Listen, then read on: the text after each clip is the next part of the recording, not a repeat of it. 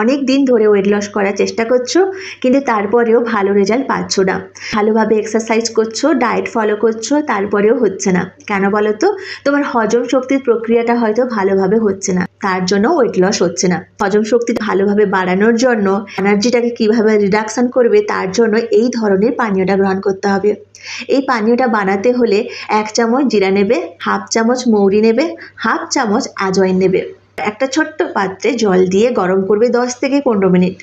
ঠান্ডা হয়ে গেলে এই পানীয়টা গ্রহণ করবে, 1 মাস ধরে ফলো করবে।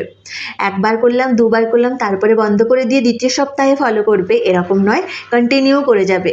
মাঝে হয়তো 2-3 দিন গ্যাপ দিতে পারো, তাতে কোনো সমস্যা নেই, কিন্তু কন্টিনিউ করে যেতে হবে। আর তোমার যদি মনে হচ্ছে এই গরম জলটা সকালবেলায় খেলে মাথা ধরে যায়, তাহলে এই জলটা বাদ দিতে পারো। তার জায়গায় তুমি কি করতে পারো বলো তো? রাত্রিবেলায় জলে ভিজিয়ে দেবে, সকালবেলা হলে ছাঁকনি দিয়ে ছেঁকে এই জলটা তুমি খেতে পারো, তাহলে একইভাবে রেজাল্ট পাবে, শুধু পদ্ধতিটা আলাদা থাকবে। তার সাথে সাথে তোমাকে এক্সারসাইজও করে যেতে হবে, ব্যালেন্স ডায়েটটাও ফলো করে যেতে হবে। বুঝতে পারবে এই পানীয়টা কতটা তোমার জন্য উপকারী। তোমার শরীরে চর্বি গলাতে সাহায্য করবে, আর যাতে চর্বিটা না জমে যায় তার জন্য সাহায্য করবে। বডিটাকে ডিটক্স রাখতে সাহায্য করবে, যা খাচ্ছ তা এনার্জি কাট ডাউন করতে সাহায্য করবে, তার সাথে সাথে হজম শক্তি বাড়িয়ে তুলবে। তাহলে আর দেরি কেন?